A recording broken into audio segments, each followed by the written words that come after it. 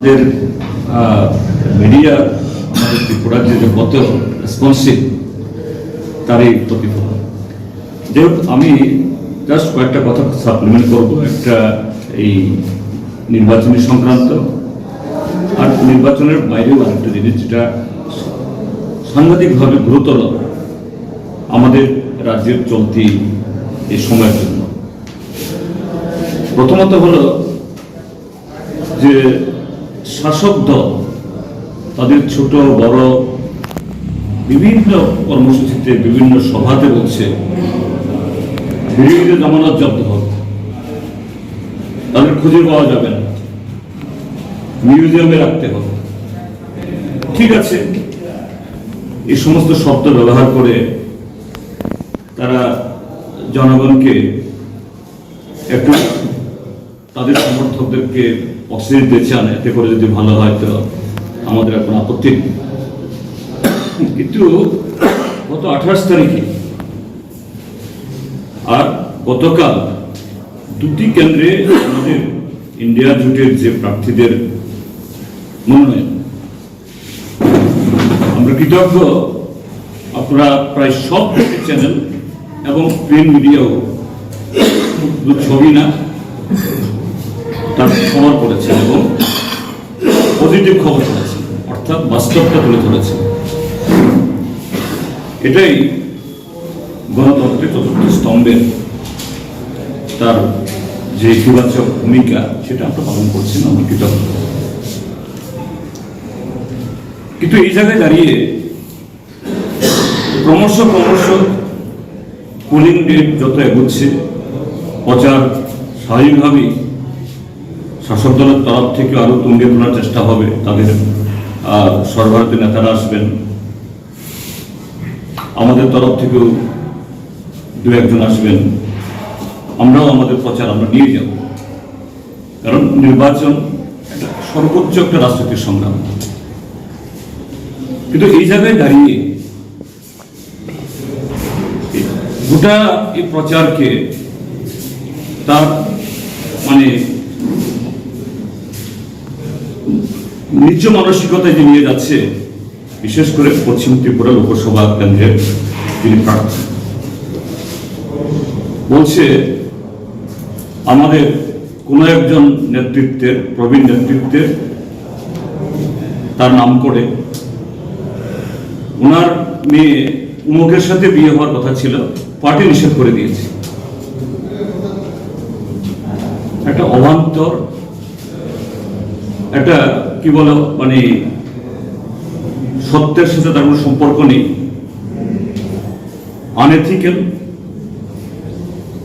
তারপর বলছেন, গতকাল আবার এই কোন জায়গায় বলেছেন সিপিএম এর নেতাদের ছেলে মেয়েদের কেউ বিয়ে করতে চায় না, তাদের কাছে কেউ কোনো মেয়ে এদের ছেলেদের সাথে বিয়ে করতে চায় না, এদের মেয়েদের অন্য কোনো ঘরে নিতে চায় না।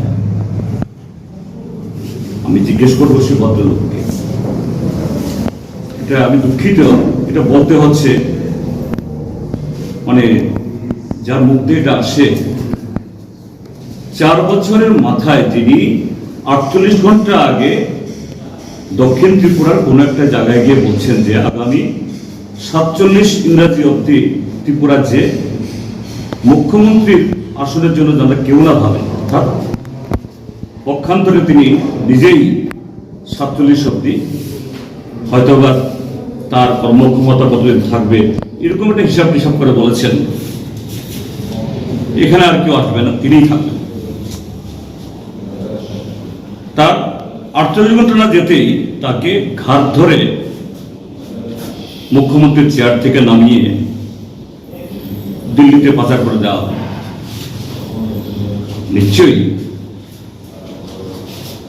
তার বিরুদ্ধে কোন একটা গুরুতর যদি অভিযোগ না থাকতো, অপরাধ না থাকতো, হয়তো পাবলিক জানেন, কিন্তু দল জানে।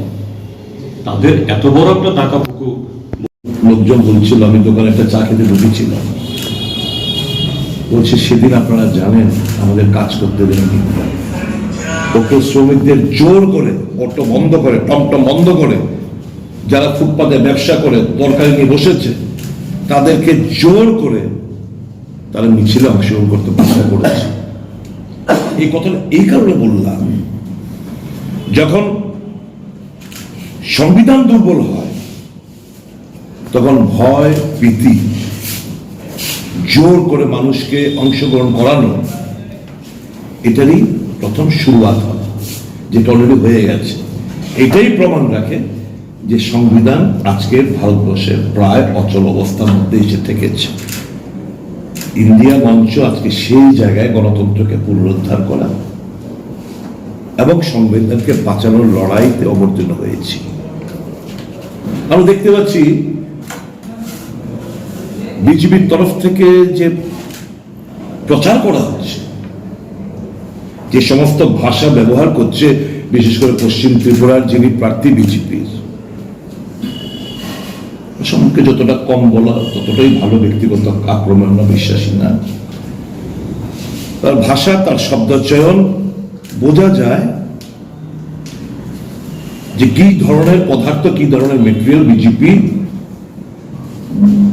চুজ করে পাঠিয়েছে, এবং আগামী দিন রাজ্যের মানুষের স্বার্থে পার্লামেন্টে যদি মানুষ একে পাঠানো হয় কি অবস্থা হবে সেটা সহজেই আমরা বুঝতে পারছি। শিক্ষিত সমাজের কাছে আমার অনুরোধ থাকবে, প্রত্যাখ্যান করুন এদের। এরা সমাজের জন্য একটা বোঝ, এরা বোঝা, কনফিউশন তৈরি করছে, হেট্রেড তৈরি করছে, মানুষের বিভ্রান্ত করার চেষ্টা করছে। আসল মুদ্রার উপর, আসল ইস্যুর উপর কোন তাদের কথাবার্তা নেই। মানুষ সবই বোঝে। আজকে ইলেকশন কমিশন, যারা এখানকার প্রতিনিধি রয়েছেন, যারা চোখ কান, সিও থেকে আরো থেকে শুরু করে সকলের কাছে আমরা কমপ্লেন করেছি, একই ধরনের ভাষা, একই ধরনের ল্যাঙ্গুয়েজ, একই ধরনের বক্তব্য। যে উঝা দিয়ে আশিসবাবু নলছড়ে গেলে বিল্লাল মিয়ারের দায়িত্ব দেওয়া হয়েছে, উঝা উমেগা ঝাড়ু দিয়ে পেটানো আশিসবাবুকে। তাদের মাইন্ডসেটটা চিন্তা করে দেখো, কত পারভার্টেড এদের mentality. With the development of science আমার চিন্তা ভাবনা সাইন্টিফিক হবে।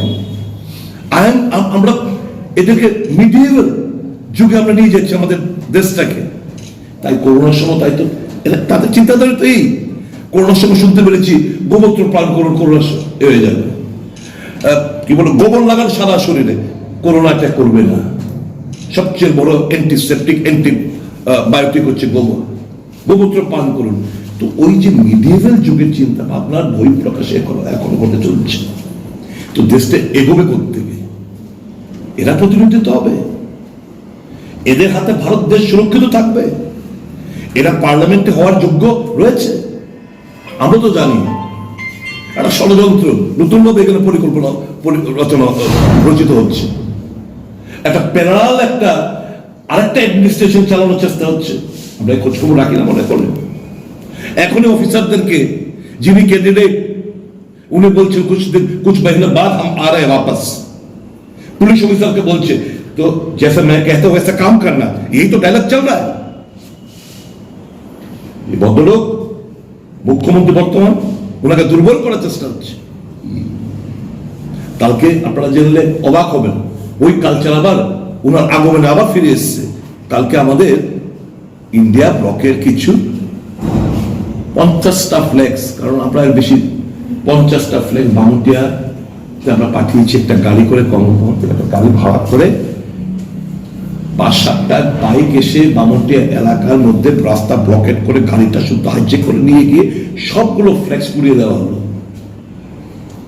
পুলিশ গিয়ে পরবর্তী সময় গাড়িটা উদ্ধার করে এনেছে, কিন্তু ততক্ষণ 50টা ফ্ল্যাক্স লাগানো, ফিটিং করা ফ্ল্যাক্স ট্রেন সহ পুড়িয়ে দেওয়া, চালকাল করে দেওয়া হয়েছে। এফআইআর হলো। এই আসার আগে আমি আরো সঙ্গে কথাবার্তা বললাম, যদি উনি আশ্বস্ত করেছেন স্যার আজকে আমরা 100 হোক, কিন্তু কেন এই বিলম্ব কেন? আমি বললাম আলো স্যার, এই যদি this is the trend, if you cannot afford to induce fear psychosis in the mind of anti-social, how do you run the election? तो बोलो सर हम लोग कर रहे सर, देखिए आज तक कार्रवाई हो जाएगा। तो আমি অ্যাপিল করব ইলেকশন কমিশনের কাছে, যারা এখানকার ত্রিপুরার দায়িত্বপ্রাপ্ত রয়েছেন, right from CO to SP to returning officer to all police officers, please ensure যে মানুষের গণতান্ত্রিক অধিকার যাতে তারা এক্সারসাইজ করতে পারে। ফ্রি এন্ড ফেয়ার ইলেকশন, ত্রিপুরার যে সুনাম, যে ভোট মানে উৎসব, গণতন্ত্রের একটা উৎসব, সেদিনকে পার্টিসিপেট করতে পারে 19 এবং 26। একটা অ্যাটমসফিয়ার যাতে ভালো থাকে, মানুষ যাতে সেই লস্ট কনফিডেন্স রিগেন করতে পারে পুলিশ প্রশাসন ওর উপর, ইলেকশন কমিশনের উপর, যে হ্যাঁ এবার অবাধে গিয়ে আমরা ভোট প্রদান করতে পারবো, নির্ভয়ে যাবো, ভোট প্রদান করতে পারবো, সেদিকে যেন সজাগ দৃষ্টি রাখে। এইটুকু এপিল আমি করবো নির্বাচন কমিশনের আধিকারিক এবং পুলিশ আধিকারিকদের কাছে। We do not want to lodge unnecessary complaint against the officials because we know we don't feel like doing so, because we don't want to and we don't want that their career should be black spotted. We do not want that. Plus, please do not compel us. Please do not compel us to do so. You are in the chair, you are in the position, you are the public servants. You have to ensure that the common public সেই atmosphere, সেই বাতাবরণ ফিরে পায়, যাতে করে vote কেন্দ্রে গিয়ে vote প্রদান করতে পারে। That is what democracy stands for, and that is the reason রাষ্ট্রসংঘ সহ অন্যান্য দেশগুলো আজকে যে কমেন্ট করতে শুরু করেছে, বিকজ দে অ্যাপ্রিহেন্ড যে ছলা কলা শুরু হয়েছে এই ভোটটাকে লুট করার জন্য। That is the concern of not only of United states but for many countries. That is, এটা আমাদের মাথা হেট হয়ে যায়, এরকম পরিস্থিতি যেন তৈরি না হয়। আমরা আমাদের বিশ্বাস জনসাধারণের উপর, জনসাধারণ ব্যাপকভাবে এই স্বৈরাচারী বিজেপিকে দেশ জুড়ে এবার একটা উচিত শিক্ষা দেবে। এটুকু বক্তব্য।